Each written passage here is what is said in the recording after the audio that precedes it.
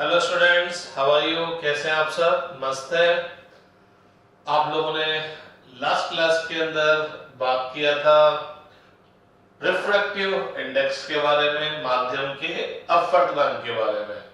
तो हमने बोला था कि जिस माध्यम का अपवर्तनांक ज्यादा होगा वह प्रकाशिक रूप से सघन होगा, और जो प्रकाशिक रूप से सघन होगा, जिसकी प्रकाशिक घनत्व ज्यादा होगा, प्रकाश का वेग उस माध्यम में क्या होगा? कम होगा। बोले तो उस माध्यम में प्रकाश की चाल घट जाएगी, और जिस माध्यम का अपवर्तनांक कम होगा वह प्रकाशिक रूप से विरल होगा, उसका प्रकाशिक घनत्व कम होगा, और उस माध्यम में प्रकाश की चाल क्या होगी? ज्यादा होगी। आज अपन अपवर्तन और अपवर्तन के नियम के बारे में पढ़ेंगे। अपवर्तन जैसा आप लोगों ने देख ही लिया था कि अपवर्तन क्या होता है। जब प्रकाश किरण एक माध्यम से संचरित होते हुए दूसरे माध्यम में प्रवेश करती है, जिसका प्रकाशिक घनत्व अलग हो, तो प्रकाश किरण अपने पथ से विचलित हो जाती है। यही घटना क्या कहलाती है? अपवर्तन कहलाती है।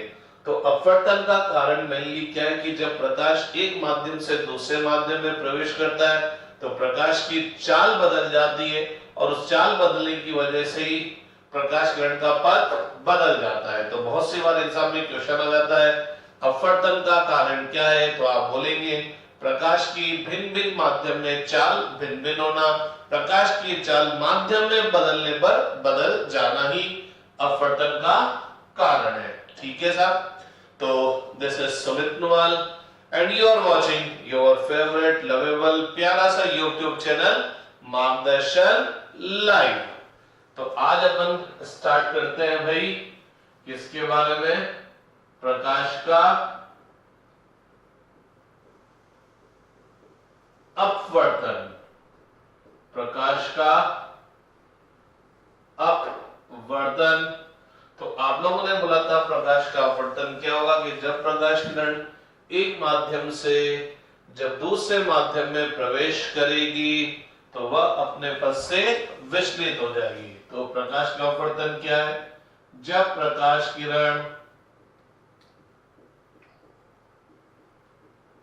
एक माध्यम से दूसरे माध्यम में प्रवेश करती है तो वह अपने पथ से विचलित हो जाती है।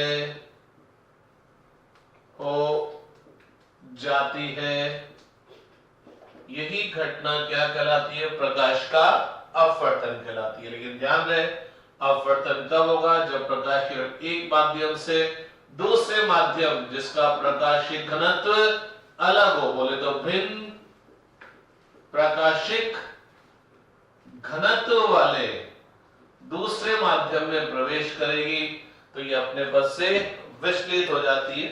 यह घटना प्रकाश का अपवर्तन कहलाती है। गौर फरमाइए, ये एक पृथककारी तल है, ये एक सतह है जो दो माध्यम को पृथक कर रहा है। तो हम इस सतह को पृथककारी सतह भी बोल सकते हैं।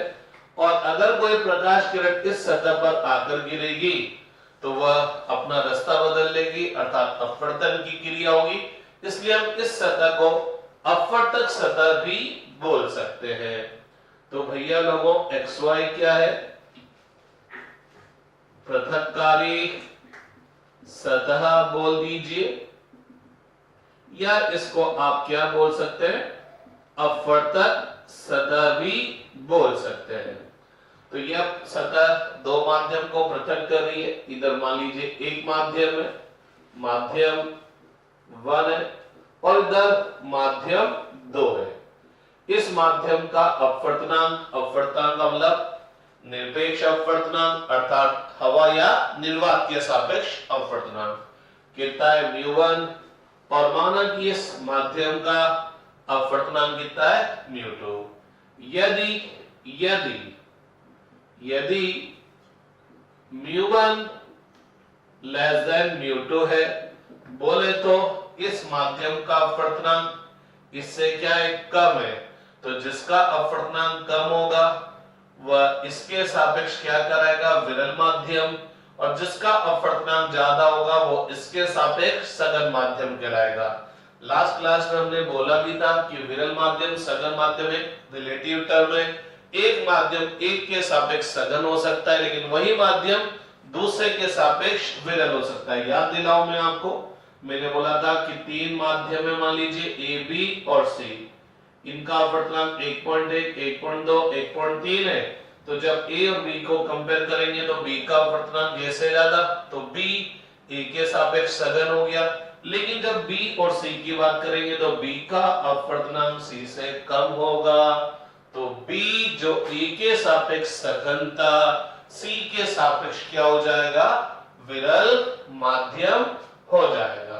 तो भैया हमने बोला माध्यम फर्स्ट का अपवर्तनांक माध्यम सेकंड से कम है, इसका मतलब ये क्या हो गया, प्रकाशिक विरल माध्यम, और ये क्या हो गया, प्रकाशिक सघन माध्यम। शॉर्टकट में हम विरल और सघन लिख देते हैं। एक प्रकाश किरण माध्यम एक से संश्रित होते हुए, बोले तो विरल माध्यम से संश्रित होते हुए पृथककारी सतह पर गिरती है, और पृथककारी सतह पर गिरेगी तो जैसे ये दूसरे माध्यम में प्रवेश करेगी, जिसका अपवर्तनांक इसके अपवर्तनांक से अलग है, तो यह अपने पथ से विचलित हो जाएगी। तो यह प्रकाश किरण है जो इस पृथककारी सतह पर आपतित हुई, तो पता लगा ये सीधे जाने की बजाय क्या हो जाएगी, मुड़ जाएगी। अब देखना पड़ेगा कि ये किधर मुड़ेगी, यह इधर जाएगी कि इधर जाएगी। तो उसके लिए अपन एक बात करते हैं, यह प्रकाश किरण PQ, यह प्रकाश किरण PQ इस पृथककारी सतह पर आकर गिरी, कैसे पता लगा, इस एरो से पता लगा, ये इस सतह की तरफ जा रही है, तो जो किरण पृथककारी सतह अपवर्तक सतह पर जाकर गिरेगी उसको अपन क्या बोलेंगे, आपतित किरण। तो यह आपतित किरण है।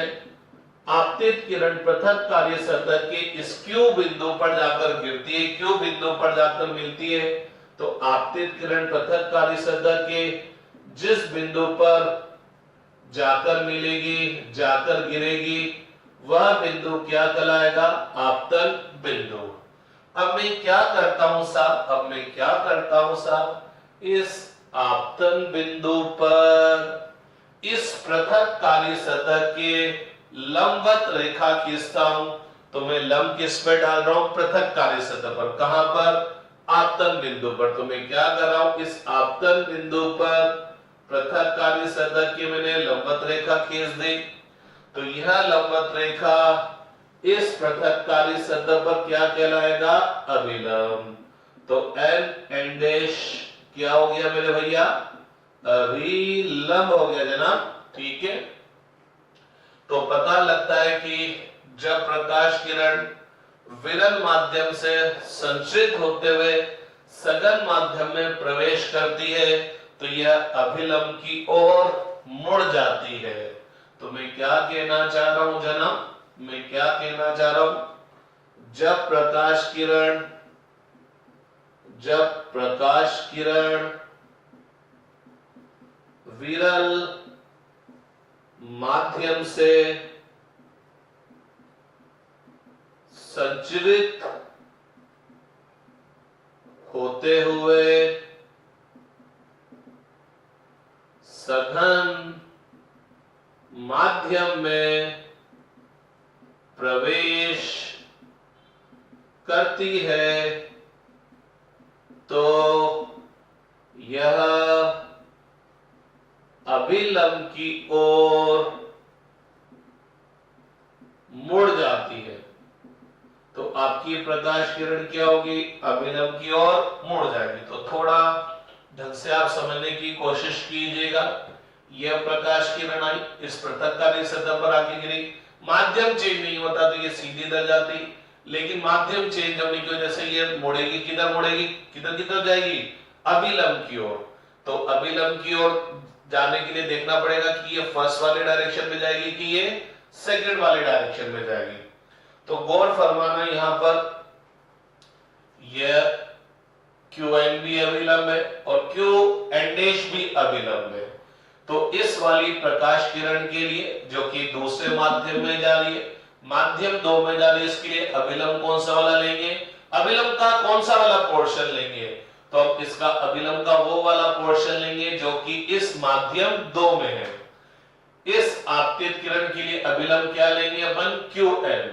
अभिलंब क्या लेंगे, QN। कहने का मतलब किसी भी प्रकाश किरण के लिए अभिलंब वाला, अभिलंब का कौन सा पोर्शन लेंगे, जो उसी माध्यम में हो जिस माध्यम में प्रकाश किरण संचरित हो रही है। प्रकाश किरण प्रथम माध्यम में संचरित हो रही है तो इसके लिए अभिलंब ये, प्रकाश किरण दूसरे माध्यम में जाएगी तो इसके लिए अभिलंब ये होगा।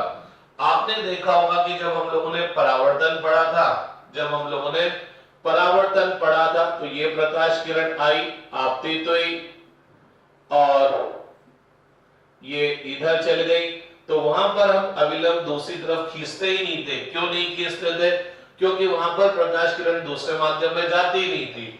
तो वहां पर आपतित किरण के लिए भी यही अभिलंब, परावर्तित किरण के लिए भी यही अभिलंब होता था। लेकिन यहाँ प्रकाश किरण दूसरे माध्यम में जाएगी तो इस वाली प्रकाश किरण के लिए जो दूसरे माध्यम में जाएगी उसके लिए अभिलंब ये होगा। तो अब आप मेरे को बताएंगे प्रकाश किरण अपवर्तन के पश्चात फर्स्ट वाले डायरेक्शन में जाएगी कि सेकंड, किधर किधर जाएगी, अभिलंब की ओर मुड़ेगी, क्योंकि विरल से किधर आ रही है, सघन में, तो ये अभिलंब की ओर मुड़ जाएगी और प्रकाश किरण अब सघन माध्यम में कुछ इस दिशा में गति करेगी। प्रकाश की वह किरण जो अपवर्तन के पश्चात पृथक कार्य सतह, अपवर्तक सतह से दूर जाएगी, क्या कहलाएगी, अपवर्तित किरण। तो QR कौन सी किरण है भैया, अपवर्तित किरण है। QR कौन सी किरण है, अपवर्तित किरण है, क्योंकि यह अपवर्तन के पश्चात पृथक कार्य सतह से दूर जा रही है। क्लियर। आपतित किरण और अभिलंब के मध्य का कोण, जैसे मैंने बोला आपतित किरण माध्यम 1 में, तो इसके लिए अभिलंब भी माध्यम 1 वाला ही लेंगे। आपतित किरण और अभिलंब के मध्य का कोण आपतन कोण कहलाएगा। परावर्तित किरण और अभिलंब के मध्य का कोण क्या कहलाएगा भैया, अपवर्तित किरण।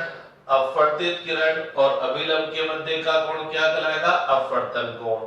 तो ये अपवर्तित किरण है, ये अभिलंब है, तो इनके मध्य का कोण क्या कहलाएगा, अपवर्तन कोण। तो आई तो हो गया आपतन कोण और आर हो गया अपवर्तन कोण। एक बात पता लगी, क्या पता लगी कि जब प्रकाश किरण विरल माध्यम से सघन माध्यम की तरफ जा रही है तो अभिलंब की ओर मुड़ जाएगी और अभिलंब की ओर मुड़ेगी तो अभिलंब से काम कोण बनाएगी। तो अपवर्तन कोण का मान आपतन कोण से क्या होगा, कम। यूं भी देख लीजिए, ये लाइन सीधी की सीधी ऐसे जा रही है। ये प्रकाश किरण अगर माध्यम चेंज नहीं होता तो सीधी की सीधी ऐसे जाती, तो ये लाइन ये है, ये लाइन सीधी ऐसे, तो ये कोण आई है, तो ये कोण भी आई होता। शायद साफ साफ दिख रहा है, शीर्षाभिमुख कोण, ठीक है। तो ये कोण आई है, ये कोण आर है, तो साफ पता लग रहा है कि आपतन कोण का मान यहाँ पर अपवर्तन कोण से ज्यादा है। अब अपन यहाँ पर एक बात देखते हैं कि प्रकाश किरण कितने कोण से विचलित हुई। माध्यम चेंज नहीं होता तो प्रकाश किरण ऐसे जाती, लेकिन माध्यम चेंज होने की वजह से प्रकाश किरण इस वाले डायरेक्शन में जा रही है। इसका मतलब प्रकाश किरण इतने कोण से क्या हो गई, विचलित हो गई। तो यह कोण क्या कहलाएगा, विचलन कोण। यह कोण क्या कहलाएगा, विचलन कोण।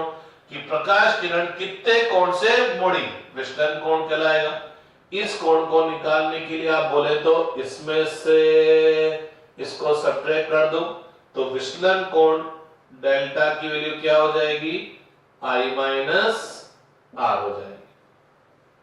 तो जनाब ये तो बात हुई जब प्रकाश किरण विरल माध्यम से सघन माध्यम में जा रही। अगर प्रकाश किरण सघन से विरल में जाती तो क्या होता, गौर फरमाते हैं। अगेन मान लीजिए ये पृथककारी सतह है, ये पृथककारी सतह है, इधर माध्यम 1 है, इधर माध्यम 2 है। माना कि इस माध्यम का निरपेक्ष अपवर्तनांक μ1, इसका μ2 है, लेकिन अब की बार μ1 इज ग्रेटर देन μ2 है, इसका अपवर्तनांक इससे ज्यादा है, तो ये वाला माध्यम इसके सापेक्ष सघन हो गया या ये इसके सापेक्ष विरल हो गया।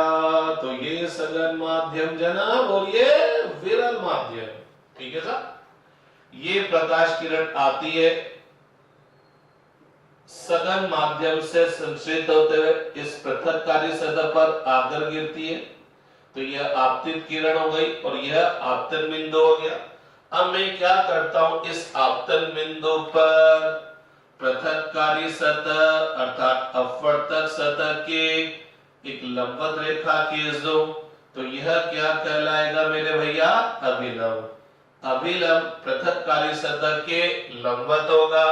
अगर माध्यम चेंज नहीं होता, अगर माध्यम चेंज नहीं होता तो ये बेचारी प्रकाश किरण सीधी की सीधी ऐसे जाती, लेकिन माध्यम चेंज हो गया और किधर से किधर को जा रही है, सघन से विरल को जा रही है। तो जब प्रकाश किरण सघन माध्यम से विरल माध्यम में प्रवेश करेगी तो यह अभिलंब से दूर हट जाएगी। तो मैं क्या कह रहा हूं, मैं क्या कह रहा हूं कि जब प्रकाश किरण सघन से विरल में प्रवेश करेगा तो यह अभिलंब से दूर हट जाती है। तो मैंने यहां शॉर्टकट में लिख दिया। तो जब प्रकाश किरण सघन माध्यम से संश्रित होते हुए विरल माध्यम में प्रवेश करेगी तो यह अभिलंब से दूर हट जाती है। विरल से सघन में जाएगी तो अभिलंब की ओर मुड़ जाएगी और सघन से विरल में जाएगी तो भैया अभिलंब से दूर हट जाएगी। माध्यम चेंज नहीं होता तो प्रकाश किरण सीधी ऐसे जाती, लेकिन माध्यम चेंज हो गया, सघन से विरल में जा रही है तो यह अभिलंब से दूर हटेगी। तो बताओ कौन सी डायरेक्शन जाएगी, फर्स्ट वाली डायरेक्शन की सेकंड, कौन सी, सेकंड वाली डायरेक्शन में जाएगी, अभिलंब से दूर हट जाएगी। तो ये क्यू आर मेरी कौन सी किरण हो गई, अपवर्तित किरण।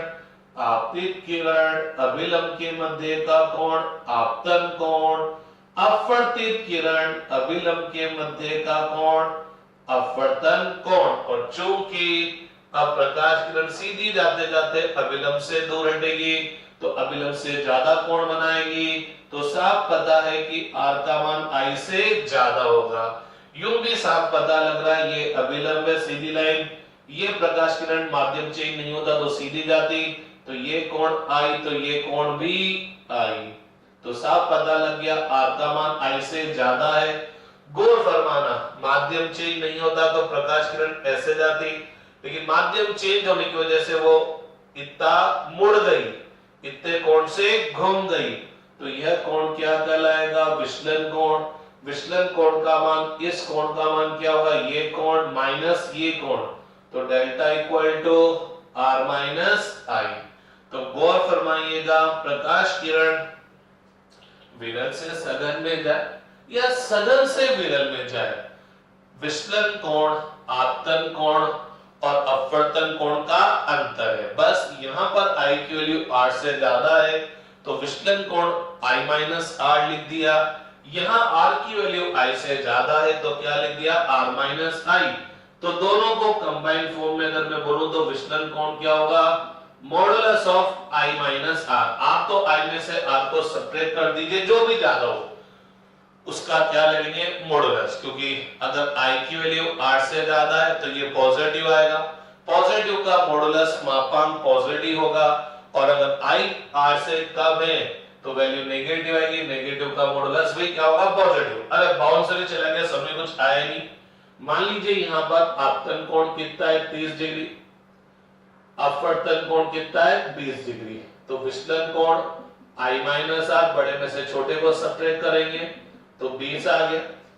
यहां पर आपका मान लीजिए आपतन कोण 30 डिग्री है, लेकिन अपवर्तन कोण जो कि ज्यादा है 40 डिग्री है, तो विचलन कोण कितना आएगा r माइनस आई, क्या कर देंगे 40 माइनस 30 10। अब मैंने तो ये नहीं पता कि सघन से जा रहा है विरल में जा रहा है कि विरल से सघन में जा रहा है। मैंने कहा कि आपतन कोण I माइनस आर का परिमाण है, क्योंकि मैंने इन दोनों चीजों से देख लिया कि चाहे वो सघन से विरल में जाए चाहे विरल से सघन में जाए, विचलन कोण आपतन कोण और अपवर्तन कोण का अंतर होगा। बस देखना यहाँ यूं देखना पड़ता है कौन ज्यादा है कौन कम है, क्योंकि अपन विचलन कोण धनात्मक लेते हैं तो ज्यादा में से कम को सब्ट्रैक्ट कर देते हैं। तो मैंने तो सिंपल बोला कि किधर से भी आई और आर का अंतर होगा। ये वाला केस देखते हैं, आई की वैल्यू कितनी है 30, आर की वैल्यू कितनी है 20, 30 माइनस 20 10, 10 का परिमाण 10 ही होगा, तो विचलन कोण अरे मटर कर रखा है यहाँ पर 10 ही आएगा, 30 में से 20 घटा दे तो 10 ही आता है, गणित खतरनाक होगी मेरी। ये वाला केस देखते हैं, तो delta equal to modulus of I minus R है जनाब, आई माइनस आर है, आई की वैल्यू कितनी है 30, आर की वैल्यू कितनी है 40, 30 माइनस 40 बोले तो माइनस 10, माइनस 10 का परिमाण भी 10 ही होगा, तो ये आ गया 10। तो अपन डायरेक्ट बोल सकते हैं कि विचलन कोण क्या होगा I और R के अंतर का परिमाण होगा, I और R के अंतर का क्या होगा भैया परिमाण होगा। तो जब प्रकाश किरण एक माध्यम से संश्लेषित होते हुए दूसरे माध्यम में प्रवेश करती है तो वह अपने पथ से विचलित हो जाती है, यह घटना क्या कहलाती है अपवर्तन कहलाती है। लेकिन हम देखेंगे कि दो विशेष स्थितियां हम देखेंगे कि जब प्रकाश किरण एक माध्यम से दूसरे माध्यम में चलेगी लेकिन अपने पथ से विचलित नहीं होगी। तो यहां हम देखेंगे कि दो स्थितियों में प्रकाश किरण माध्यम भी बदलेगी लेकिन अपने पथ से विचलित नहीं होगी, अर्थात बिना विचलन के वो एक माध्यम से दूसरे माध्यम में प्रवेश कर जाएगी। फोटो खींच लीजिए, उतार लीजिए, पॉज कर लिख लीजिए।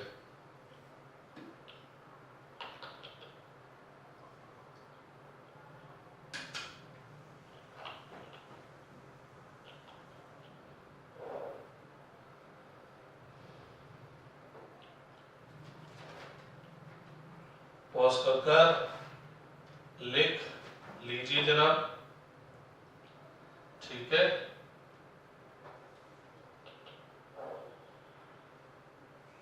थोड़ा सा पेन को डोज दे दो, इस बेचारे को भी डोज की जरूरत है, खाने पीने की जरूरत है, तभी चलता ही है। इसलिए आप भी अच्छा खाया पिया करें ताकि आप अच्छे से पढ़ाई सके कर सके, अच्छे से खेल भी सके। फास्ट फूड पे ज्यादा बिलीव नहीं करा करें, फल फ्रूट्स वेजिटेबल्स ग्रीन वेजिटेबल्स लिया करें, क्योंकि जब तक तन स्वस्थ नहीं होगा, मन स्वस्थ नहीं होगा, आप किसी भी काम को ढंग से नहीं कर पाएंगे। तो स्वस्थ तन करने के लिए अच्छा खाना पीना जरूरी है। तो पिज्जा बर्गर से तन खराब होता है तो मन भी खराब ही होता है। तो रब कर दिया जाए जनाब, ज्ञान की बात बहुत हो गई, थोड़ा सा पढ़ लेते हैं। लेकिन पढ़ाई से भी इंपॉर्टेंट व्यवहारिक ज्ञान होता है। इस व्यवहारिक ज्ञान को जितना जल्दी आप समझेंगे आपकी जीवन उतना ही सही डायरेक्शन में चलता जाएगा। फिजिक्स एग्जामिनेशन में काम आएगी, कंपटीशन में काम आएगी, लेकिन व्यवहारिक ज्ञान हर दिन काम आएगा। तो आपको पता होना चाहिए आपको क्या खाना पीना है, आपको क्या कपड़े पहनने हैं, आपको किस तरह से दूसरे लोगों से बात करनी है, क्योंकि वो हर क्षण पर हर समय काम आता है। तो व्यवहारिक ज्ञान बहुत इंपॉर्टेंट है।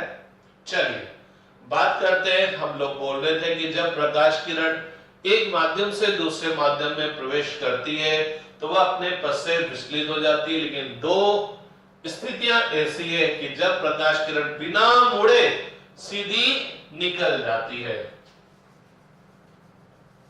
तो बात करेंगे विशेष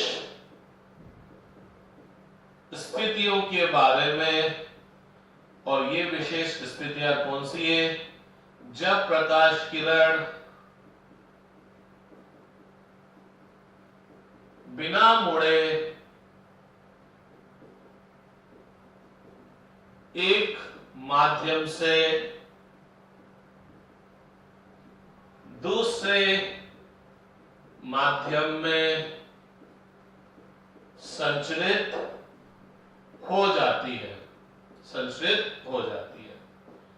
तो पहला केस क्या है? जब प्रकाश किरण, ये बहुत इंपॉर्टेंट है क्योंकि ये बहुत आगे बहुत काम आएगा ये पॉइंट। जब प्रकाश किरण अपवर्तक सतह पर, अपवर्तक सतह पर अभिलंबत आपतित हो, अभिलंबत आपतित बोले तो लंबत आपतित हो।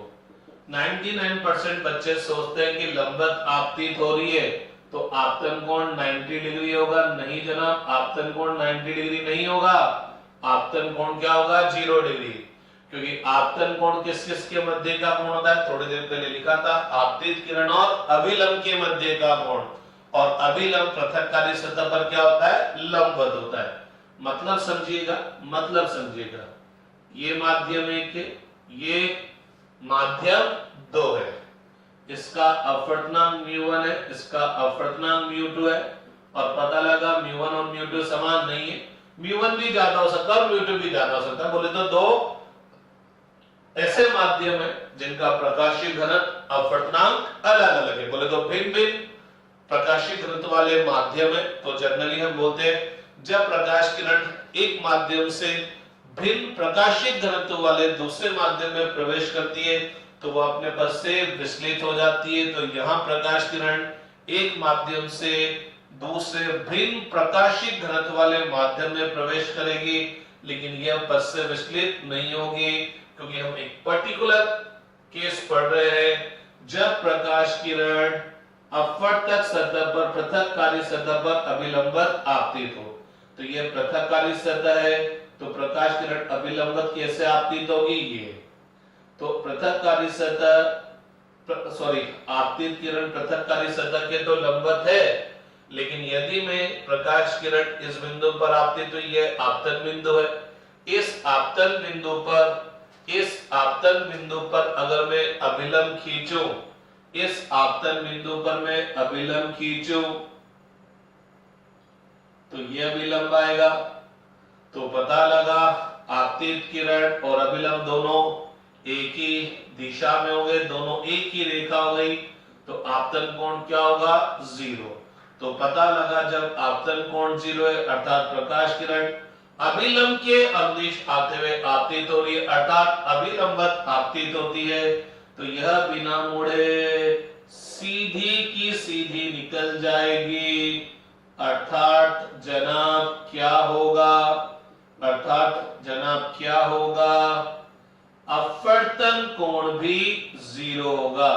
तो जब भी प्रकाश किरण किसी पृथककारी सतह पर लंबवत आपतित होगी, खच बिना मुड़े सीधी की सीधी ही निकल जाएगी, वह अपने पथ से विचलित नहीं होगी। गौर फरमाना, ये जो कंडीशन है ये मैंने पृथककारी सतह समानांतर बनाई है। अगर पृथककारी सतह वक्राकार भी होगी और प्रकाश किरण पृथककारी सतह के लंबवत आपतित होगी तो वहां पर भी प्रकाश किरण बिना मुड़े सीधी निकल जाएगी। अर्थात I0 है तो R भी 0, चाहे पृथककारी सतह समतल हो चाहे वक्राकार हो। और दूसरा केस तो क्या है कि मान लीजिए ये दो माध्यम है, 1 और 2 माध्यम अलग अलग है, लेकिन इनका अपवर्तनांक समान है, प्रकाशीय घनत्व समान है। तो माध्यम चाहे अलग अलग हो गए, प्रकाशीय घनत्व तो समान है ना, और प्रकाशीय घनत्व समान है तो पता है क्या होगा? प्रकाश की चाल में कोई परिवर्तन नहीं होगा, और जब कोई परिवर्तन नहीं होगा तो प्रकाश किरण क्या होगी, बिना मुड़े सीधी ही निकल जाएगी, बिना मुड़े सीधी ही निकल जाएगी। तो जब प्रकाश किरण एक माध्यम से संचारित होते हुए समान प्रकाशिक घनत्व वाले दूसरे माध्यम में चलेगी तो बिना मुड़े सीधी निकल जाएगी, अर्थात प्रकाश किरण अपने पथ से विचलित नहीं होगी। तो इस चीज का उपयोग एक बहुत जबरदस्त चीज के लिए कर सकते हैं। मान लीजिए मेरे पास ये ठोस है, मेरे पास एक ठोस वस्तु है जो कि पारदर्शी ठोस वस्तु है। पारदर्शी का मतलब इसके भीतर प्रकाश प्रवेश कर सकता है। तो मेरे पास ये पारदर्शी ठोस वस्तु है, मैं चाहता हूं कि यह पारदर्शी ठोस वस्तु किसी को दिखे नहीं, किसी को दिखे नहीं, तो मैं क्या करूंगा, इस पारदर्शी ठोस को एक ऐसे द्रव के अंदर या इस पारदर्शी ठोस के चारों तरफ एक ऐसा माध्यम भर दूंगा जिसका अपवर्तनांक इसके बराबर हो। तो जब इसका अपवर्तनांक इसके बराबर होगा तो कोई प्रकाश किरण जब इस बाह्य माध्यम से इसके भीतर प्रवेश करेगी तो ये बिना मोड़े क्या हो जाएगी, सीधी की सीधी ही चली जाएगी, अर्थात अपवर्तन की क्रिया नहीं होगी। और अपवर्तन की क्रिया नहीं होगी तो हमको कोई अपवर्तित किरण नहीं दिखेगी, और जब कोई अपवर्तित किरण नहीं दिखेगी तो इसका कोई प्रतिबिंब भी नहीं दिखेगा, हमको बिंब इसका दिखेगा कि ये प्रकाश किरणें कहां से आ रही है। तो अगर हमको किसी ठोस पारदर्शी वस्तु को अदृश्य करना है तो हम उसको ऐसे माध्यम में भर देंगे जिसका घनत्व, जिसका प्रकाशिक घनत्व, अपवर्तनांक इस ठोस पारदर्शी माध्यम के प्रकाशिक घनत्व के बराबर हो। तो ये बहुत गजब की चीज है किसी चीज को गायब करने के लिए। लेकिन ध्यान रहे ये क्या होना चाहिए, पारदर्शी होना चाहिए। नहीं तो पारदर्शी नहीं होगा तो खुद ही बस प्रकाश किरणों को रोक लेगा या परावर्तित कर देगा, तो हमको ये वस्तु दिख जाएगी। ठीक बात है कि नहीं, क्लियर? तो राइट डाउन कर लीजिए, फिर अपन आगे बढ़ते हैं।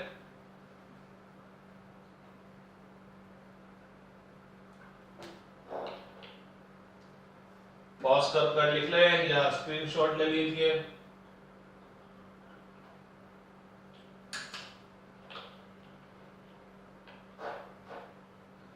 ठीक साहब, चलिए अब अपन प्रकाश के अपवर्तन के नियमों का अध्ययन करते हैं।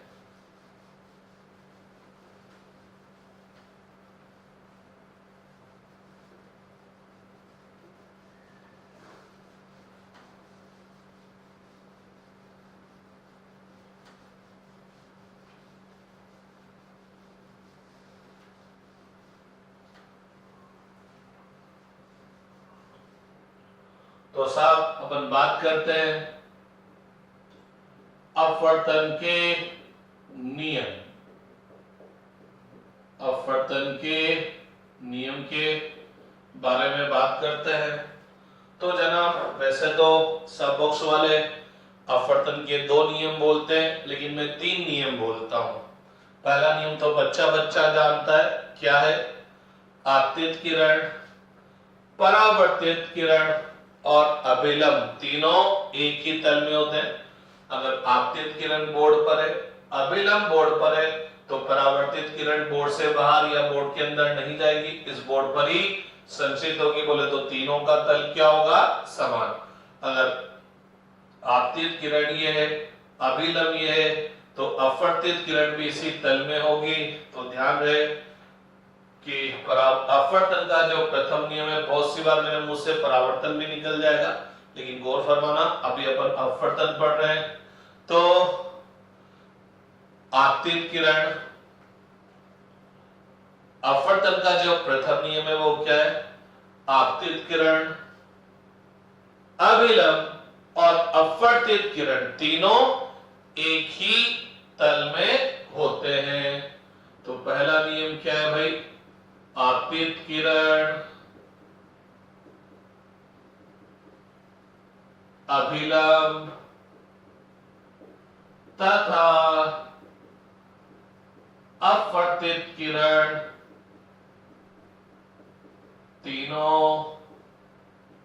एक ही तल में होते हैं जनाब, तीनों एक ही तल में होते हैं। दूसरा नियम में अपने हिसाब से इंट्रोड्यूस कर रहा हूं। दूसरा नियम क्या है कि जब प्रकाश किरण एक माध्यम से दूसरे माध्यम में प्रवेश करेगी तो प्रकाश की आवृत्ति नहीं बदलेगी, और आवृत्ति नहीं बदलेगी तो प्रकाश का रंग भी नहीं बदलेगा, क्योंकि हम एक चीज जानते हैं कि जब प्रकाश किरण एक माध्यम से दूसरे माध्यम में प्रवेश करती है तो प्रकाश की चाल बदलती है, तरंगदैर्घ्य बदलती है, आवृत्ति नहीं बदलती, क्योंकि आवृत्ति किस पर डिपेंड करती है? सोर्स पर डिपेंड करती है जिससे प्रकाश किरण उत्पन्न हुआ है। तो माध्यम चेंज होने से आवृत्ति चेंज नहीं होगी और न ही उसकी कला चेंज होगी। ठीक है, तो क्या होगा? अपवर्तन की क्रिया में प्रकाश की आवृत्ति बोले तो रंग, प्रकाश का रंग आवृत्ति से डिसाइड होता है। तो अपवर्तन की क्रिया में प्रकाश की आवृत्ति तथा कला कोण में परिवर्तन नहीं होता है। ठीक है, तीसरा जो नियम है जिसको हम स्नेल का नियम बोलते हैं, अधिकांश बुक्स में ये दूसरे नंबर का दिया होता है क्योंकि ये वाला नियम कहीं पर लिखा होता नहीं, लेकिन मैंने इसको नियम बनाकर आपको बता दिया। अब अपन बात करते हैं जनाब स्नेल का नियम। पहले मैं लिख देता हूं फिर इसको अपन समझेंगे। तो स्नेल साहब क्या बोलते हैं? स्नेल एक साइंटिस्ट है, उन्होंने एक नियम बोल दिया, दो दिए हुए माध्यम तथा दी हुई प्रकाश की तरंगदैर्घ्य के लिए आपतन कोण आई की ज्या का मतलब साइन, बोले तो आपतन कोण के लिए साइन का मान निकालो, तथा अपवर्तन कोण की ज्या, अपवर्तन कोण बोले तो आर की ज्या मतलब वही साइन का अनुपात क्या रहता है भैया? नियत रहता है। तो साहब खास बात क्या है? दो दिए हुए माध्यम तथा दी हुई तरंगदैर्घ्य के लिए, कहने का मतलब माध्यम फिक्स कर दिए और आपतित प्रकाश की तरंगदैर्घ्य भी फिक्स कर दी। केवल मैं क्या बदलूंगा? आपतन कोण बदलूंगा, उसके संगत अपवर्तन कोण निकालूंगा। तो पता लगता है आपतन कोण की ज्या और अपवर्तन कोण की ज्या का अनुपात क्या रहता है? समान। समझने की कोशिश करते हैं। मान लीजिए साहब ये पृथक्कारी सतह है जो ये दो माध्यम को पृथक करी, इसका अपवर्तनांक μ1, इसका अपवर्तनांक μ2 है। ठीक है, ये अभिलंब बना देता हूं मैं पहले से, ये मान लीजिए अभिलंब है। ठीक है, ये अभिलंब है। अब क्या करते हैं? ये दो माध्यम फिक्स कर देते हैं और इधर से प्रकाश किरण आपतित करते हैं, लेकिन अलग अलग आपतन कोण पर। ठीक है, तो मैंने ये प्रकाश किरण आपतित की जनाब, ये प्रकाश किरण आई, इस पे आपतित हुई और माना कि इसके लिए आपतन कोण कितना है? I1। इसके लिए आपतन कोण कितना है? I1। ठीक है, यह प्रकाश किरण सीधी नहीं जाएगी, अपने पथ से विचलित होगी। मान लीजिए यह इसके सापेक्ष सघन है, तो ये क्या हो जाएगी? थोड़ी सी अभिलंब की ओर मुड़ जाएगी, सीधी जाने के लिए थोड़ी सी अभिलंब की ओर मुड़ गई। माना कि इस प्रकाश की तरंगदैर्घ्य कितनी है? लैम्डा। तो अब मैं क्या करता हूं, इसी तरंगदैर्घ्य की एक और प्रकाश किरण इस पर आपतित करता हूं। इसी तरंगदैर्घ्य की मैंने एक और प्रकाश किरण इस पर आपतित की। तरंगदैर्घ्य समान रखा है,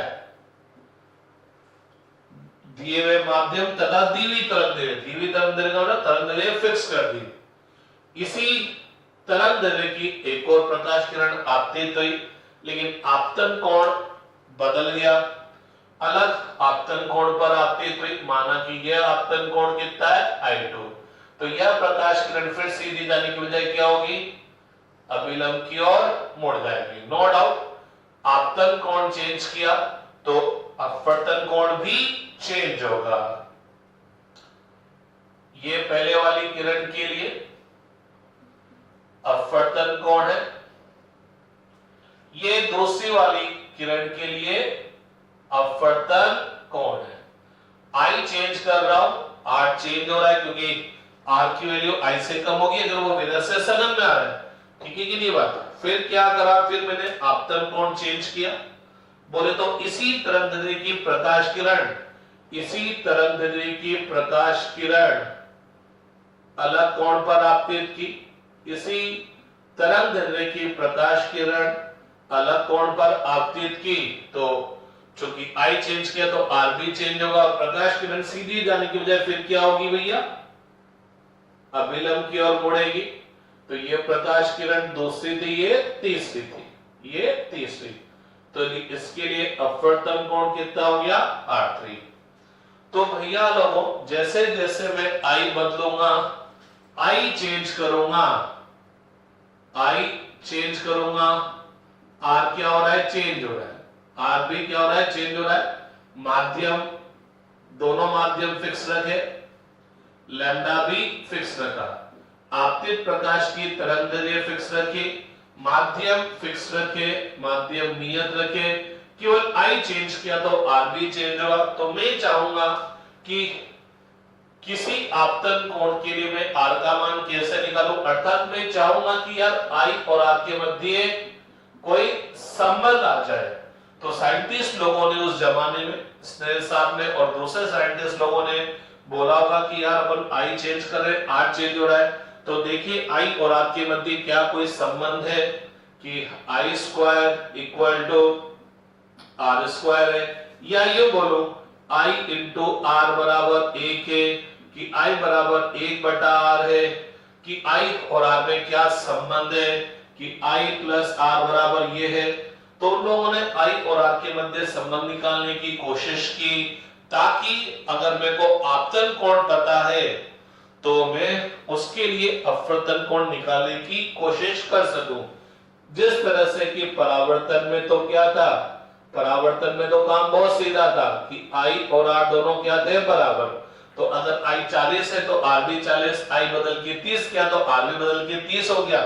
तो वहां पर तो अपन इसकी सहायता से आसानी से भिन्न भिन्न आपतन कोण पर परावर्तन कोण निकाल लेते थे। लेकिन यहाँ पर कैसे निकालें, क्या संबंध यहाँ पर आए, क्योंकि जब यहाँ पर विरल से सघन में जा रहा है तो I ग्रेटर देन R होगा, और जब सघन से विरल में जा रहा है तो I लेस देन R होगा। तो साइंटिस्ट लोगों ने इनके मध्य संबंध निकालने की कोशिश की, बहुत अलग अलग तरह से सूत्र बनाने की कोशिश की। तो स्नेल साहब आए और उन्होंने बहुत गजब की बात बोली। उन्होंने कहा कि अगर माध्यम फिक्स है, आपतित प्रकाश की तरंगदैर्घ्य भी फिक्स है, केवल अगर आप I बदलते हैं तो R इस तरह से बदलेगा। तो उन्होंने एक बात देखी कि अगर ये दो चीजें नियत है, तो अगर मैं इस आपतन कोण I1 के लिए साइन की वैल्यू निकालूं और इसके संगत जो अपवर्तन कोण आया उस कोण के लिए मैं साइन का मान निकालूं, ज्या का मतलब होता है साइन, हिंदी में साइन को क्या बोलते हैं, ज्या। साइन को हिंदी में क्या बोला जाता है, ज्या, और कोसाइन को क्या बोला जाता है, कोज्या। ये आप सबको पता होगा, ठीक है ना। तो मैंने क्या करा, आपतन कोण के लिए साइन का मान निकाला, उसके संगत जो अपवर्तन कोण था उसके लिए साइन का मान निकाला, फिर इन दोनों का अनुपात निकाला।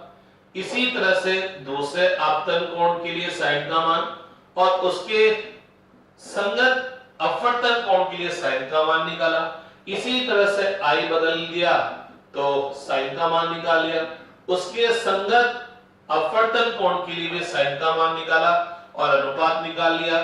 तो स्नेल्स आपने देखा कि आप आपतन कोण किसी आपतन कोण के लिए साइन का मान निकाल लो, उसके संगत अपवर्तन कोण के लिए साइन का मान निकालो और इनका अनुपात निकालोगे तो यह अनुपात हमेशा क्या रहेगा, समान आएगा, नियत आएगा। इसका मतलब आप आई बदलेंगे तो आर इस तरह से बदलेगा कि sine I upon sine R का मान क्या रहेगा, नियत रहेगा।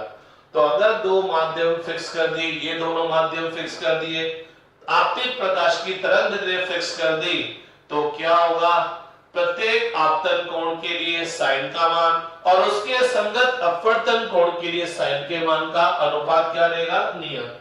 तो दो दिए हुए माध्यम तथा दी हुई तरंगदैर्घ्य के लिए आपतन कोण की जा तथा अपवर्तन कोण की जा का अनुपात क्या रहता है, नियत रहता है।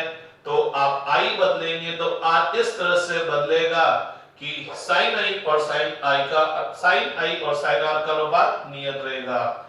आगे जाकर देखा तो पता लगा, अरे यह अनुपात किसके बराबर आया, यह अनुपात किसके बराबर आया, दूसरे माध्यम का अपवर्तनांक बटा पहले माध्यम का अपवर्तनांक। यह अनुपात नियत तो आया और ये जो नियतांक आया ये किसके बराबर आया, ये जो नियतांक आया वो किसके बराबर आया, दूसरे माध्यम का निरपेक्ष अपवर्तनांक बटा पहले माध्यम का निरपेक्ष अपवर्तनांक। तो जनाब दूसरे माध्यम का निरपेक्ष अपवर्तनांक बटा पहले माध्यम का निरपेक्ष अपवर्तनांक, इसको हम बोलेंगे दूसरे का अपवर्तनांक बटा पहले का अपवर्तनांक। चलो इसको एक और चीज लिख देते हैं, ठीक, दूसरे का अपवर्तनांक बटा पहले का अपवर्तनांक क्या आएगा, माध्यम 2 का माध्यम 1 के सापेक्ष अपवर्तनांक। और इसको थोड़ा और आगे में प्रोसीड कर दो तो ये क्या बनता है, माध्यम 2 का माध्यम 1 के सापेक्ष अपवर्तनांक। अपवर्तनांक क्या बताता है, माध्यम में प्रकाश की चाल को बताता है। तो ये क्या हो जाएगा, प्रथम माध्यम में चाल बटा दूसरे माध्यम में चाल। तो जनाब ये बहुत गजब की चीज आई कि sine I upon sine R आपतन कोण की जा तथा अपवर्तन कोण की जा का अनुपात किसके बराबर आया, दूसरे माध्यम का अपवर्तनांक बटा पहले माध्यम का अपवर्तनांक। और ये हो गया माध्यम 2 का माध्यम 1 के सापेक्ष अपवर्तनांक। और जनाब अगर आपतित प्रकाश की तरंगदैर्घ्य फिक्स है, आपतित प्रकाश की तरंगदैर्घ्य फिक्स है और लैम्डा फिक्स है, तो यह अनुपात क्या रहने वाला है, नियत रहने वाला है। ठीक है कि ये बात क्लियर। यहां से एक बहुत गजब की चीज निकाल लेते हैं। तो μ1 इंटू साइन आई बराबर μ2 into sine r. μ1 into sine i बराबर μ2 इंटू साइन आर का मतलब समझिएगा, प्रथम माध्यम का निरपेक्ष अपवर्तनांक और प्रथम माध्यम में प्रकाश का अभिलंब से कोण, दूसरे माध्यम का अपवर्तनांक और दूसरे माध्यम में प्रकाश किरण का अभिलंब से कोण। अब मैं आपतन कोण और अपवर्तन कोण नहीं बोल रहा, मैं क्या बोल रहा हूं देखना। अगर माध्यम फिक्स है, दी हुई तरंगदैर्घ्य फिक्स है, ये प्रकाश किरण आई और मान लीजिए इधर से चली, तो ये प्रकाश किरण अभिलंब से कितना कोण बना रही है, आई। ये प्रकाश किरण अभिलंब से कितना कोण बना रही है, आर। इसका अपवर्तनांक μ1 है, इसका अपवर्तनांक μ2 है। आई चेंज करो, आर चेंज होगा, इस तरह से चेंज होगा कि sin i upon sin r क्या रहने वाला है, नियत। और ये किसके बराबर आएगा, दूसरे का अपवर्तनांक बटा पहले का अपवर्तनांक। तो गौर फरमाइएगा, पहले माध्यम का अपवर्तनांक इनटू sin i, जहां i क्या है, उस माध्यम में जो प्रकाश किरण है अभिलंब से कितना कोण बना रही, बराबर दूसरे माध्यम का अपवर्तनांक इनटू sin r, जहां r क्या है कि दूसरे माध्यम की प्रकाश किरण अविलंब से कितना कोण बना रही है। तो जनाब मैं इसको और लिख सकता हूं, क्या लिख सकता हूं कि जब प्रकाश किरण एक माध्यम से दूसरे, दूसरे से तीसरे, तीसरे से चौथे में प्रवेश करेगी तो हर जगह पर क्या होगा, जिस माध्यम में आप प्रकाश किरण देख रहे हो उस माध्यम का अपवर्तनांक और उस माध्यम में प्रकाश किरण अभिलंब से जो कोण बना रही है ये सब के अंदर क्या आएगा, समान आएगा। सबके अंदर क्या आएगा, समान। बोले तो म्यू इनटू साइन थीटा की वैल्यू प्रत्येक माध्यम में क्या रहेगी, सेम रहेगी। जब प्रकाश किरण एक से दूसरे, दूसरे से तीसरे में जाएगी तो म्यू इनटू साइन थीटा सब जगह सेम रहेगी। इसका मतलब फिर समझिए, इसका मतलब फिर समझिए, मान लीजिए ये एक माध्यम है, ये दूसरा है, ये तीसरा है, ठीक है। इनकी बात, ये प्रकाश किरण आई, इसका अपवर्तनांक म्यू1 है, इसका म्यू2 है, इसका म्यू3 है। अब मैं आई और आर नहीं बता रहा, माना कि ये प्रकाश किरण आ रही है, ये अभिलंब से कितना कोण बना रही है, थीटा1, ठीक। इधर चल गई, अभिलंब से ये कोण कितना बना रही है, थीटा2। और मान लीजिए ये इधर चल गई, अभिलंब से कोण कितना बना रही है, थीटा3। अरे ये है अपवर्तनांक तो म्यू3। तो इसका मतलब क्या होगा, इसका मतलब क्या होगा, किसी भी माध्यम के लिए mu into sine theta same रहने वाला है। तो इसके लिए बात करेंगे तो म्यू1 साइन थीटा1, इसके लिए बात करेंगे तो म्यू2 साइन थीटा2, इसके लिए बात करेंगे तो म्यू3 साइन थीटा3 की वैल्यू क्या रहने वाली है, सेम रहने वाली है। अर्थात जब प्रकाश किरण एक माध्यम से दूसरे, दूसरे से तीसरे भिन्न भिन्न माध्यम में प्रवेश करेगी तो हर जगह पर, हर माध्यम में उस माध्यम का अपवर्तनांक तथा प्रकाश किरण उस माध्यम में जो अभिलंब से कोण बना रही है उसके लिए साइन की वैल्यू का गुणनफल क्या रहेगा, नियत रहेगा। म्यू इनटू साइन थीटा सभी माध्यमों के लिए समान आएगा। तो जनाब लिख लीजिए, राइट डाउन कर लीजिए।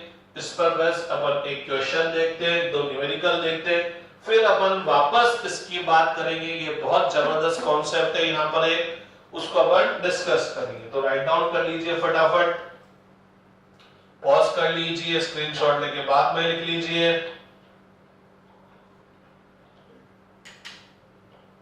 और जब भी आप पढ़ने बैठते हैं, क्लास देखने बैठते हैं तो कॉपी पेन लेके पहले से ही बैठा करें, ठीक है साहब। तो देखिएगा,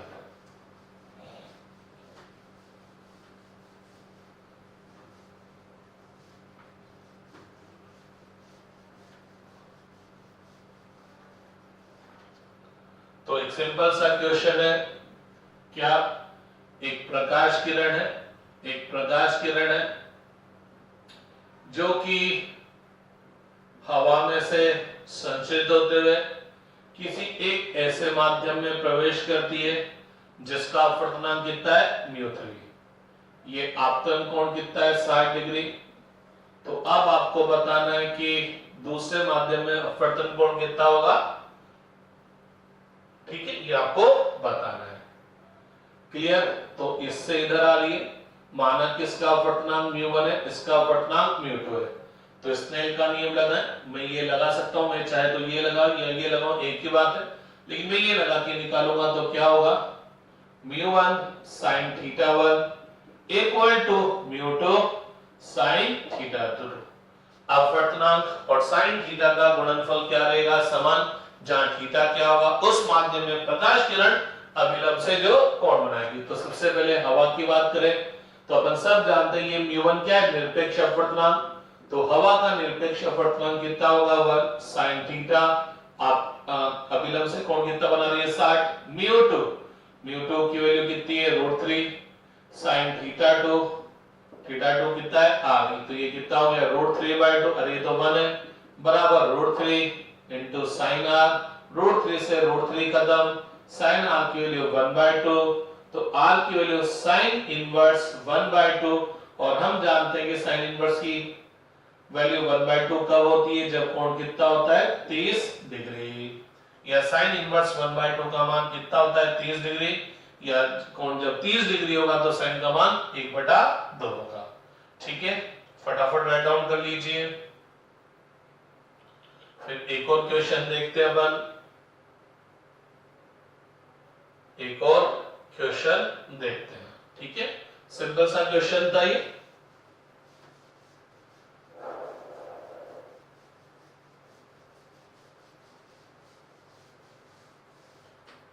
तो देखिए दूसरा क्वेश्चन क्या है,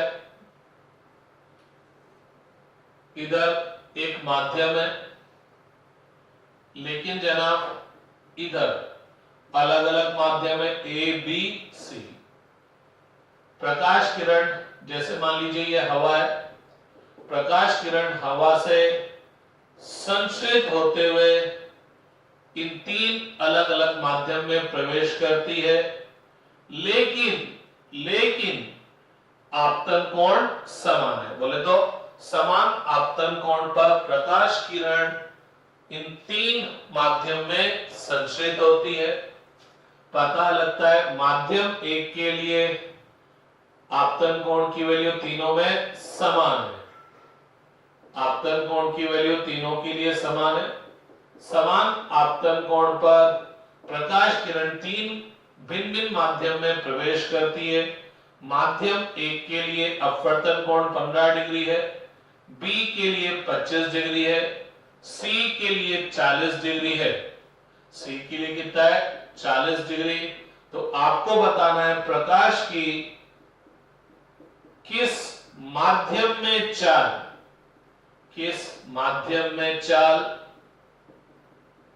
न्यूनतम होगी, किस माध्यम में चाल न्यूनतम होगी।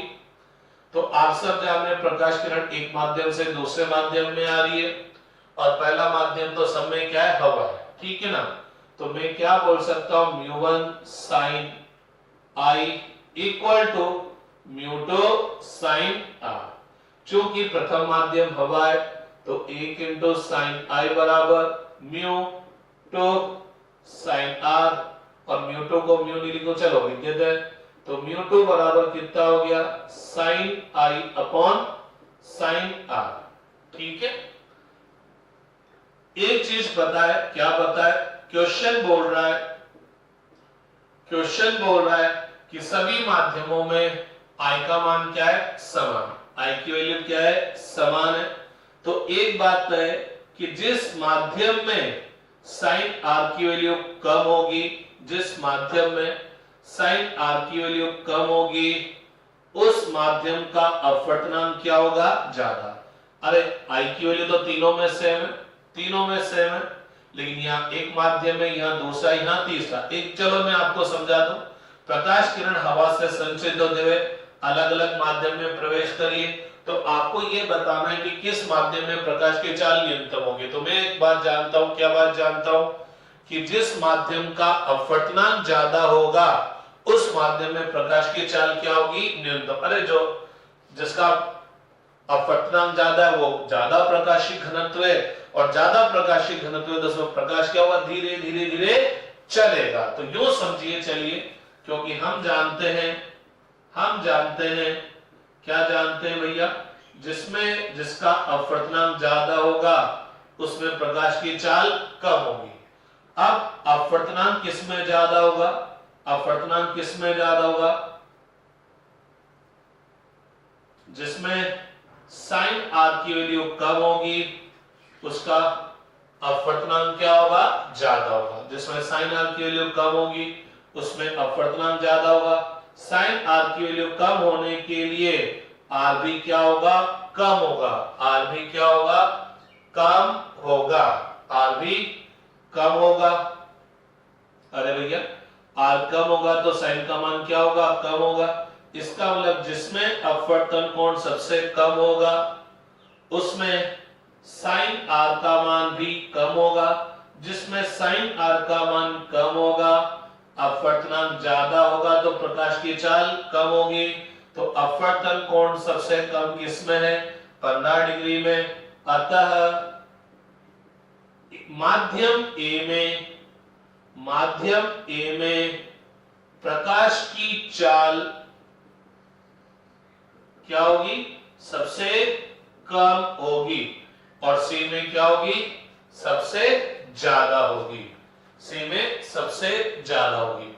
तो आप यूं भी समझ सकते हैं, एक और चीज समझ सकते हैं, जिसका अपवर्तनांक ज्यादा है ना वो प्रकाश किरण को क्या करेगा, ज्यादा कोण से मोड़ेगा। अरे ज्यादा कोण से मोड़ेगा तो अपवर्तनांक अपवर्तन कोण कम होगा, अपवर्तन कोण कम होगा, अपवर्तन कोण कम होगा तो अपने आप पता लगे ना अपवर्तनांक क्या होगा, ज्यादा होगा। तो जिसका अपवर्तनांक ज्यादा होगा वह प्रकाश किरण को उतने ही ज्यादा कोण से विचलित करेगा, अर्थात वो प्रकाश किरण को ज्यादा कोण से अपवर्तित करेगा। ठीक है, रब कर दिया जाए इसको। अब मैं एक कॉन्सेप्ट यहां पर आपको बता रहा था, आपने बोल तो दिया, क्या बोल दिया कि दो द्वितीय माध्यम तथा द्वितीय तरंगदैर्ध्य के लिए आपतन कोण की जा, अपवर्तन कोण की जा का अनुपात नियत रहता है और यह अनुपात क्या कहलाता है, माध्यम 2 का माध्यम 1 के सापेक्ष अपवर्तनांक कहलाता है। लेकिन अगर मैं क्या करूं, आपतित प्रकाश की तरंगदैर्ध्य बदल दूं, अगर आपतित प्रकाश की तरंगदैर्ध्य बदल दूं तो चाहे माध्यम ये दोनों हो लेकिन इसके सापेक्ष अपवर्तनांक क्या हो जाएगा, बदल जाएगा, इसके सापेक्ष अपवर्तनांक बदल जाएगा। अभी हाल फिलहाल में यूं ले लेता हूं कि ये सघन है और ये विरल है या ये हवा है, तो इसको मैं सिंपल क्या बोल दूं, म्यू एम, क्या बोल दूं, म्यू एम। ठीक है कि नहीं बात, बोले तो माध्यम का अपवर्तनांक। तो अगर मैं आपतित प्रकाश की तरंगदैर्ध्य चेंज कर दूं, तरंगदैर्ध्य परिवर्तित कर दूं तो म्यू क्या हो जाएगा, परिवर्तित हो जाएगा। म्यू परिवर्तित होने का मतलब माध्यम का λ1 तरंगदैर्ध्य पर अपवर्तनांक और माध्यम का λ2 तरंगदैर्ध्य पर अपवर्तनांक बराबर नहीं होगा। तो जब म्यू एम की वैल्यू λ1 के लिए और म्यू एम की वैल्यू λ2 के लिए बराबर नहीं होगी तो sin i upon sin r भी बराबर नहीं होगा। अर्थात अगर आप आपतित प्रकाश की तरंगदैर्ध्य बदल देंगे तो आपतन कोण की जा और अपवर्तन कोण की जा का अनुपात समान नहीं होगा। इस वाली तरंगदैर्ध्य के लिए इसका मान अलग आएगा, इसका मान अलग आएगा। क्यों? क्योंकि हम जानते हैं कि जो अपवर्तनांक है अपवर्तनांक ये तरंगदैर्ध्य पर निर्भर करता है और जब तरंगदैर्ध्य बदलने पर अपवर्तनांक बदलेगा तो sin i upon sin r का मान भी बदलेगा। हमने लास्ट क्लास में देखा था कोची फॉर्मूला, और कोची फॉर्मूला क्या बोलता है, लैम्डा बढ़ाने पर अपवर्तनांक घटता है। तो एक बहुत अच्छा सा क्वेश्चन करते हैं, मैं इसको रब कर रहा हूं, मैं इसको रब कर रहा हूं। तो मान लीजिए एक प्रकाश किरण आ रही है, मान लीजिए प्रकाश किरण आ रही है हवा से पानी में आ रही है, ठीक है। लेकिन इस प्रकाश किरण पुंज में दो अलग अलग तरंगदैर्ध्य की प्रकाश किरणें आ रही है। एक की तरंगदैर्ध्य 5000 एंगस्ट्रॉम है, दूसरे की तरंगदैर्ध्य 8000 एंगस्ट्रॉम है। कहने का मतलब भिन्न भिन्न तरंगदैर्ध्य वाली प्रकाश किरणें समान कोण पर आपतित हो रही है, दोनों के लिए आपतन कोण समान है। तो मेरे को बताना है कौन सी प्रकाश किरण अधिक, कौन सी तरंगदैर्ध्य वाली प्रकाश किरण अधिक कोण से विचलित होगी, अधिक कोण से विचलित होगी। तो आपको यह बताना है कि कौन सी वाली प्रकाश किरण अधिक कौन से विचलित होगी। नो डाउट विचलित तो दोनों होगी, क्योंकि दोनों एक माध्यम से दूसरे माध्यम में प्रवेश कर रही है, दोनों एक माध्यम से दूसरे माध्यम में प्रवेश कर रही है और आपतन कोण भी जीरो नहीं है, तो ये अपने पथ से भटकेगी। लेकिन देखें क्या ये दोनों एक ही डायरेक्शन में चलेगी कि अलग अलग डायरेक्शन है।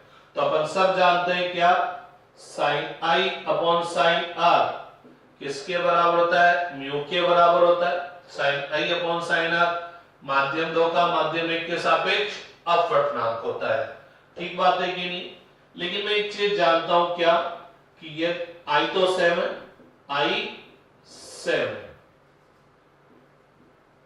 आई क्या है सेम है, तो मैं बोल सकता हूं sine R is inversely proportional to mu. कुछ कैसे गुणा कर दिया तो पता लग गया। मेरे को एक बात पता है क्या कि तरंगदैर्घ्य अगर ज्यादा है, अगर क्योंकि अलग अलग तरंग देने वाली प्रकाश किरणें आ रही है, तो जिसका तरंगदैर्घ्य ज्यादा है उसके लिए म्यू का मान कम है, जिसके लिए म्यू का मान कम है उसके लिए साइन आर की वैल्यू ज्यादा है, जिसके लिए साइन आर की वैल्यू ज्यादा है तो उसका मतलब उसके लिए अपवर्तन कोण भी ज्यादा है। ये साइन 0 0 होता है, साइन 30 1/2 होता है, साइन 60 √3/2 होता है, साइन 90 1 होता है। और अपन सब जानते हैं आर का मान 0 से 90 तक ही होगा, तो कोण बढ़ाने पर 0 से 90 तक बढ़ाने पर साइन का मान बढ़ता है, तो साइन के लिए ज्यादा होने के लिए आर ज्यादा होगी। इसका मतलब क्या होगा, जो 8000 एंगस्ट्रॉम वाली प्रकाश किरण है उसके लिए अपवर्तन कोण ज्यादा होगा और 5000 वाली के लिए अपवर्तन कोण कम होगा। तो गौर फरमाना 8000 वाली प्रकाश किरण कुछ ऐसे जाएगी क्योंकि इसके लिए अपवर्तन कोण ये होगा, और 5000 एंगस्ट्रॉम वाली प्रकाश किरण कुछ ऐसे जाएगी तो इसके लिए अपवर्तन कोण ऐसे होगा। तो पता है एक बहुत गजब की बात पता लगी कि दोनों प्रकाश किरण एक साथ आ रही थी, पहले एक ही दिशा में आ रही थी, लेकिन इस पृथक कार्य सतह से गुजरने के बाद 8000 वाली इधर चल गई और 5000 वाली इधर चल गई।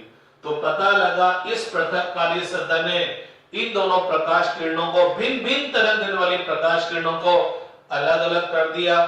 तो आगे जाकर अपन पढ़ेंगे कि जब कोई पृथक कार्य सतह भिन्न भिन्न तरंग देने वाली प्रकाश किरणों को अलग अलग पृथक कर देती है तो यह घटना क्या कहलाती है, डिस्पर्शन कहलाती है। यह घटना क्या कहलाएगी, डिस्पर्शन कहलाएगी। ठीक है। अब एक बात देखना, जब प्रकाश किरण आ रही थी सीधी जाती, माध्यम चेंज नहीं होता, तो 8000 वाली तो इधर गई और 5000 वाली इधर गई, तो कौन सी ज्यादा मुड़ी, 5000 वाली ज्यादा मुड़ी। तो 5000 एंगस्ट्रॉम वाली प्रकाश किरण ज्यादा कोण से विचलित होगी। तो गौर फरमाना जिसकी तरंगदैर्घ्य ज्यादा है उसके लिए तो विचलन कोण कम होगा और जिसकी तरंगदैर्घ्य कम है उसके लिए विचलन कोण ज्यादा होगा। तो जब दो भिन्न भिन्न तरंग देने वाली प्रकाश किरणें आएगी तो लाल 5000 एंगस्ट्रॉम वाली के लिए पानी का हवा के सापेक्ष अपवर्तनांक अलग होगा और 8000 वाली के लिए अलग होगा। 8000 वाली के लिए कम होगा अपवर्तनांक और 5000 वाली के लिए अपवर्तनांक क्या होगा, ज्यादा। तो चूंकि म्यू की वैल्यू इन दोनों तरंगदैर्घ्य के लिए अलग अलग है तो आई सेम है तो भी आर क्या होगा, अलग अलग होगा। तो दोनों किरणें दोनों तरंगदैर्घ्य दोनों प्रकाश किरणें समान कोण पर आती थी, दोनों एक साथ आ रही थी, दोनों एक साथ चल रही थी, लेकिन जैसे इसमें प्रवेश करी दोनों अलग अलग हो गई। तो यह घटना क्या कहलाती है, डिस्पर्शन कहलाती है। तो ये मैंने बहुत गजब का कॉन्सेप्ट आपको बताया है। तो आज इतना सा ही पढ़ते हैं, फिर कल आगे स्टार्ट करेंगे। Thank you.